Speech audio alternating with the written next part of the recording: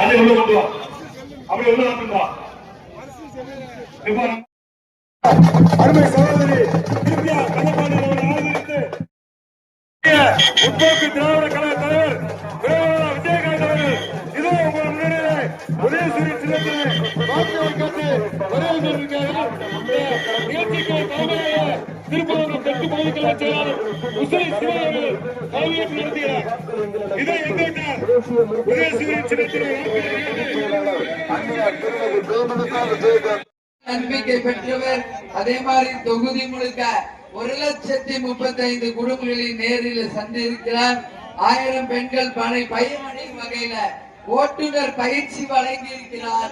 4005 பெண்களுக்கு மருத்துவ முகாம் நடத்தி எல்லாருக்காகவும் அவர் சிறந்த முறையில பணியாற்றி இருக்கார். வெற்றி பெற மக்களே நீங்கள் அனைவரும் அவருக்கு உதயசூரியன் சின்னத்துல வாய்ப்பு தரணும் கேட்டுக்கிறேன்.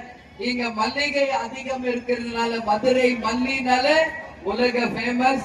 ஒரு சென்ட் ஃபேக்டரி வேணும் என்று மக்கள் கருத்து. நிச்சயம் வேட்பாளர் வெற்றி பெற்று உங்களுடைய கோரிக்கையை நிறைவேற்றுவார்.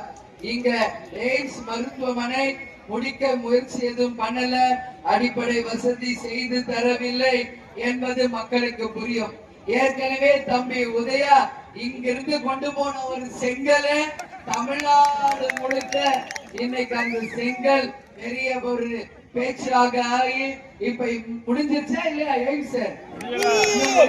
இன்னும் முடியாமே இருக்கு. எப்பதான் முடிக்க போறாங்க, எப்ப மக்கள் பயன்பாட்டிற்கு கொண்டு வர போறாங்க என்பது தெரியல.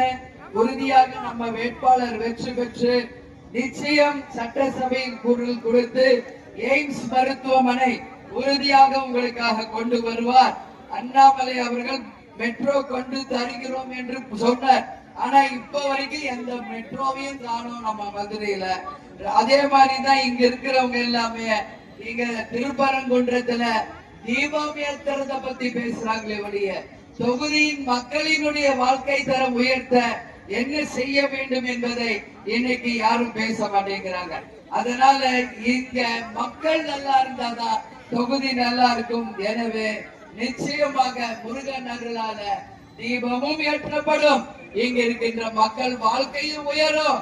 அது மட்டுமில்ல, கிருத்திகா தங்கபாண்டி இந்த மக்களின் வாழ்க்கையில தீபம் ஏற்றுவார், ஒளி ஏற்றுவார் என்பதை இந்த நேரத்தில் சொல்றேன். எனவே ஒற்றுமையாக இருந்த மக்கள் அனைவரும் சிறப்பாக சிந்திச்சு உங்களுடைய வாக்குகளை தரணும் அப்படின்னு சொல்லி கேட்டுக்கிறேன்.